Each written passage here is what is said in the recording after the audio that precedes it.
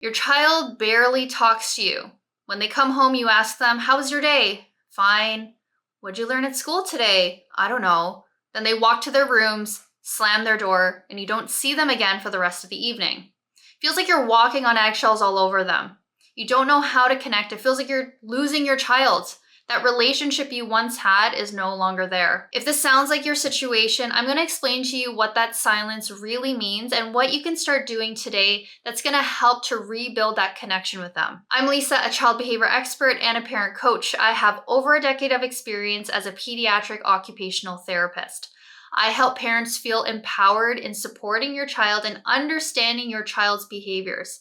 I help you to feel confident in knowing how to respond and support your child's needs. If your child keeps giving you these one-word answers, or they just shut down whenever things don't go right and you're trying to correct them or give them suggestions, and sometimes our kids just completely are emotionally distant from us, and it feels like they're just being disrespectful.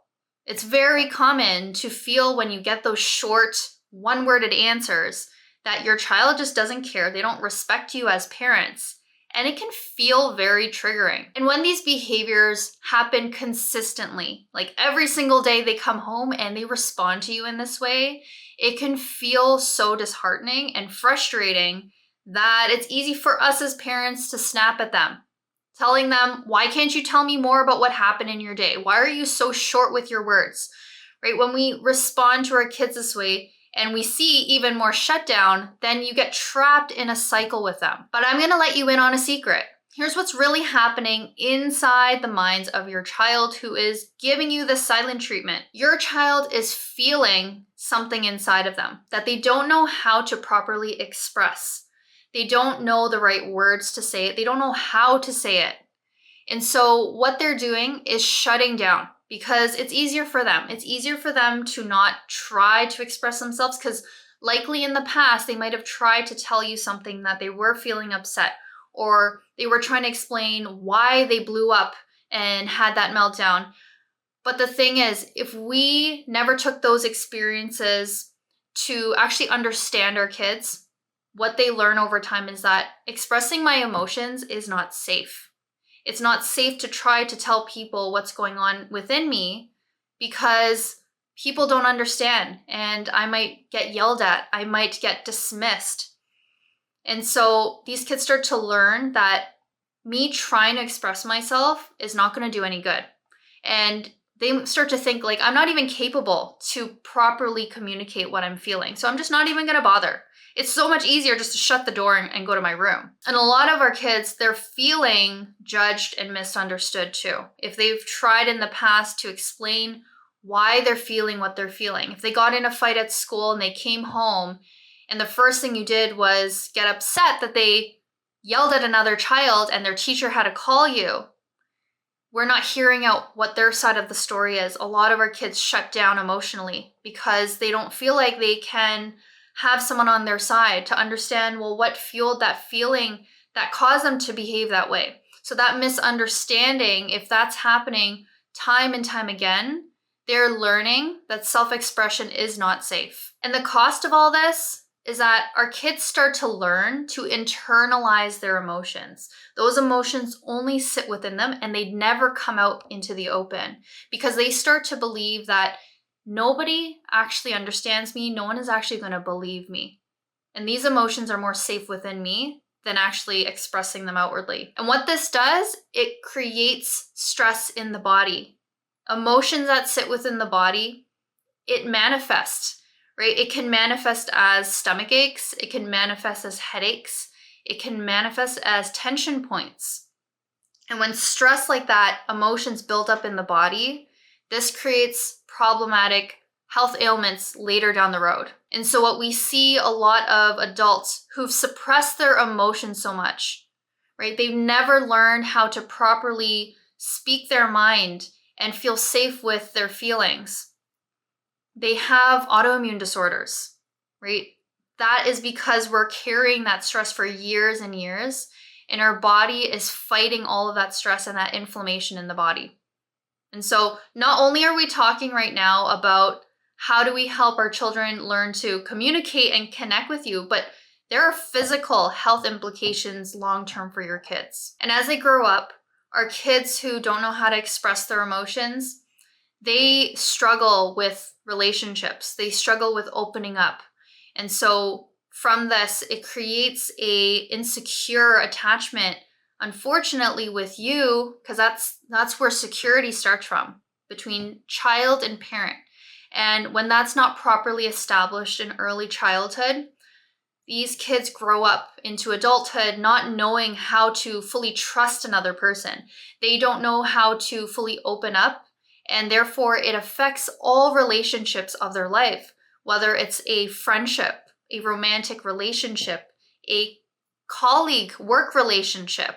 All of these relationships get impacted. So before I get into what are these solutions to start rebuilding my connection with my child, I want to tell you a little story about a client that I have. So I worked with a mom who had a child. He was about 10 years old. And every time her child would come home after school, she would ask, the standard questions. How was your day? What'd you learn at school? What'd you have for lunch? Who'd you play with at recess time? And every time she asked this, all she would get would be, fine, yeah, it was okay, I don't know. And then her son would just walk away. And over time, what she started finding was every time he would come home from school, he would start snapping at her. He would start yelling at her. And it never really felt relevant to kind of like what the question was about. Like if she would just be asking, how's your day? He would just start snapping at her about something random. And she never understood why that was. Now, after working with me and after really peeling back the layers behind her child's behaviors, she really started to understand what was at the root of those behaviors, of those snapping, yelling spouts that he had with her. It was all rooted in a feeling of misunderstanding. It was all rooted in a feeling of anxiety. And so we have to remember, a lot of the behaviors that we see up front from our kids, whether it's shutting down or snapping at us, it's actually a secondary reaction to something else, right? It's a secondary emotion to a primary emotion of something that your child is feeling, but they don't know how to express confidently, that they suppress it, they hold it in. And when this builds up over time, right? This never happens like just out of the blue. This happens through a buildup of constant experiences that have reinforced that anytime I try to express myself, I don't feel like people are really understanding me. That's what really causes emotional suppression. So once she learned these steps that I'm about to tell you, she saw a huge shift in the way he was conversing with her. She no longer had a son that was snapping at her. She no longer had a son that would slam the door in her face after she just brought him a snack. Within just a few weeks, her and her son actually had real conversations that were in depth. She was starting to really understand what was going on at school with his friends and what were all of the troubles that he was experiencing that she never knew was actually happening in his life. He was finally opening up to her. Why? Because he trusted her. So when your child is shutting down, they don't want to talk to you, what can you do about this? I'm going to tell you my top 4 solutions to this. Number 1 is to stop pressing for answers. Now, if you are someone who is anxious, who feels like you need to kind of get to what it is that you're looking for, right? You're asking your child about how was their day, or how did that project go? How was the assignment you've been working on? And you keep trying to get at the answer.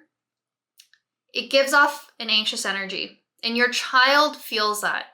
And for a lot of our kids who do shut down, it's when they feel that anxious energy that it feels too much for them, right? So it's a projection coming from you, and you have to think about this in your own particular situation, because I'm giving very specific ones about just asking about their day, but there are going to be things that you're asking your child, and you have to check in with yourself and honestly ask, am I being anxious about this? Like, am I trying to get something? Because this happens when you feel like the connection is getting more and more lost, that you feel like you have to reach your hand out even more so that you don't continue to grow apart. But when you reach like that and you keep pressing for those answers, you're actually pushing your child further and further away from you, because that anxious emotion is feeling too overwhelming for them and they can't handle it, which is why they're shutting down. They're shutting down to protect themselves from that energy. So what do you need to start doing instead? You need to start being okay with silence. If every time your child comes in through the door and you ask them, "How are you?" and that immediately gets a trigger response, right? They start telling you to shut up, or they say, "Why do you always have to ask me this?" Right? You can feel that they're irritated. Learn to be okay with not responding. I know that kind of sounds counterintuitive, because if your child is, just showing up and you feel this need that like, oh, I have to say something to them, I have to acknowledge them.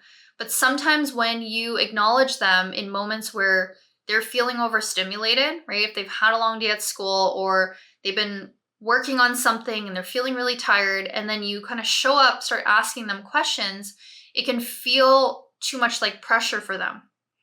So sometimes you just got to be silent.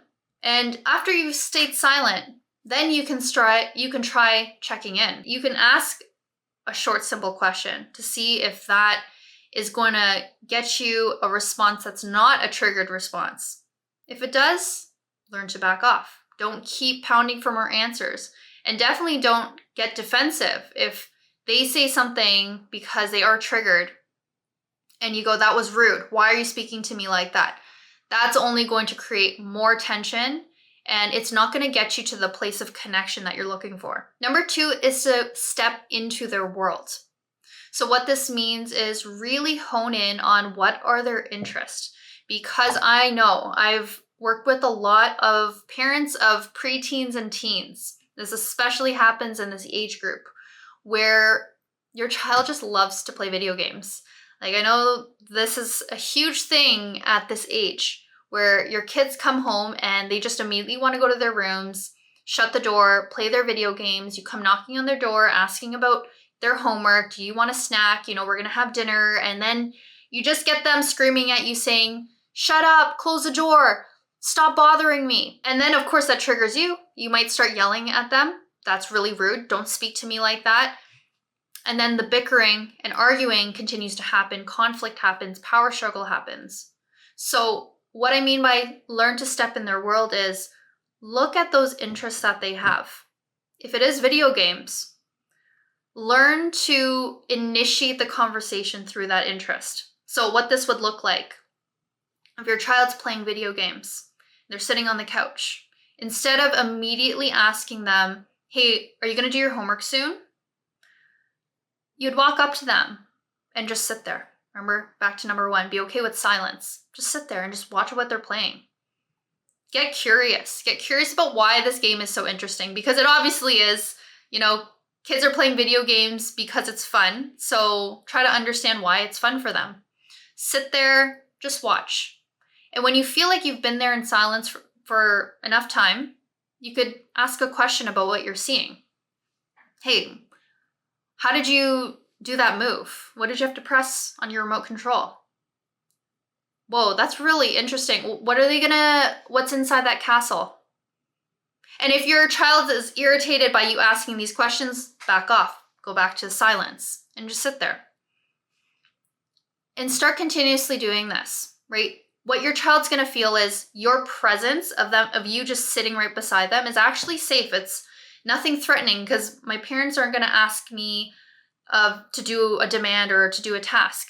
Because usually whenever you approach, that's when they feel that you're about to ask them to do something that they probably don't want to do, right? They don't want to leave their video game to go do homework. So instead, start shifting it, because you're helping to rewire something that has been formed in their minds, right? They think that every time you come, whenever you're physically close to me, they're going to get some sort of demand put on them. They're going to get some sort of nag on them. So just learn to be silent. And then tap into that interest that they have And eventually you can get to a point where you could say, hey, would you mind if I tried playing? Oh, really? I never thought you liked video games.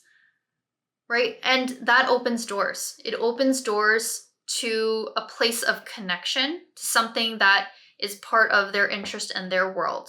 Number 3 is to be mindful of when they do talk to you. You know, our kids, they do come to us.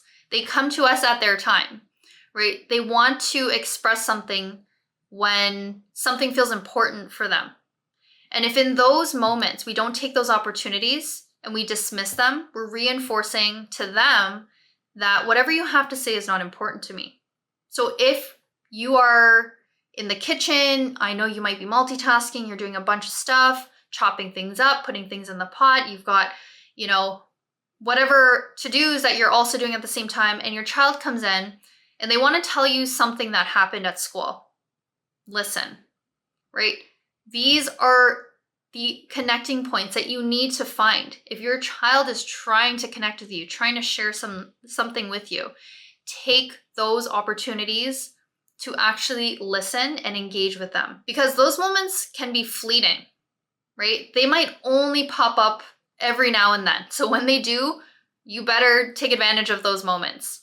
So if you can pause what you're doing, if you can just turn off the stove, if you can put your phone down and give your full attention to your child in that moment, that's going to mean so much to them, and it's going to make them feel important and heard. Another thing to keep in mind too is if they're coming to you and maybe they're telling you something of a problem that they're experiencing, and you come in quick to correct them, this is going to shift away from them onto you, right? From the problem to the solution.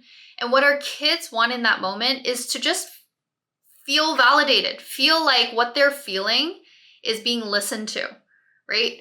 None of us like it if we're going through a hard time, we're talking to a friend, we're telling them about how, you know, our spouse did something and it really irritated us, and then they just start blabbing about, oh, but you should do this instead, you should do that instead. Sometimes we just need to have someone listen to us and let us express those emotions without having a solution right away, right? Because when we correct it, we diminish the emotions and those feelings. And that's what's already causing your child to suppress their emotions in the first place and put up a defense wall. We want to help them open up. We want to help them learn to express and feel safe with that expression. So what you would do in those moments is, instead of jumping to a correction or solution, you would start off with validating those feelings. Man, that sounds really tough. That must have been a really hard experience having that argument with your best friend. And stop. Silence. Let them talk. Let them express, right? Don't jump to that correction and solution, because that is what's going to reinforce them shutting down in future conversations with you. And finally, start creating low pressure moments to connect with your child. So these are intentional moments throughout your week where you can have conversations or you can just hang out together. Because what I see a lot is that in our lifestyle as parents, we are go, go, go, right? We drop our kids to school, we take them to extracurricular, we go grocery shopping, we make dinner, and it's just fast-paced, that our interactions become fast-paced. It's like as your child's walking by, that's when you ask them a question, and everyone is just moving in a million directions. You need to slow things down, take off the pressure off yourself and off your child because of a time constraint over something, and actually schedule time. Maybe it's having weekly Friday ice cream dates where you go out to a cafe, you sit together, and you just chit chat. Or if your child is struggling to, talk it out with you, be okay to just sit there and just enjoy the ice cream, right? Again, back to number 1, be okay with that silence if that's where you're at, because that's where some kids need. They just need to feel comfortable and safe in your physical presence first before they can emotionally open up. Some other ideas is having evening nature walks together, finding a local park where there's a nice green path. You can walk together, look at things. It actually makes conversations so much easier, especially if you have a child where you struggle to find a connecting point like having conversations around a subject. You don't have much in common with them. Going out for nature walks, you have your environment to help you out. You can look at things. There might be animals that are just kind of like strolling by. You can point that out. Hey, did you notice that squirrel running and chasing the other squirrel, or whatever it is? Use your environment to help you out to build that connection with them. So having a child who shuts down, who gives you the silent treatment, it doesn't mean that you can never rebuild that connection with them and have a great relationship. It means that you need to start working on building that secure attachment and foundational base with them. I know it can be tough, especially if it's been years and years of having this disconnected relationship with them, where it feels like you're walking on eggshells, having power struggles every day with them, and knowing where is the first place to start. This is where my one-on-one parent coaching will come in handy. I will help you to unpack what exactly is going on and where you need to start nurturing, where you need to start making connecting points with your child, because every family is different. There is no one size fit all of what you should be doing. If you're hearing from someone else on, hey, this worked with my child, it may not work for you. And so this is where my expertise can really help you out, can really help you to see some of the blind spots that you aren't able to see. And that's very normal for all of us to have those blind spots as individuals, as parents, and just to have that professional eye coming in and just showing you. These are some adjustments that you can start making for yourself that is going to start helping to open up doors and open up windows with your child. That's going to help you to have conversations that are meaningful and deep so that you can feel connected again with them. So if you're ready to make changes for yourself and for your child and for your child's future relationships, you can book a free consult call through the description box below to get started. Thank you so much for watching. I hope you enjoyed this video. Please remember to like and subscribe to my channel, and I'll see you on the next one.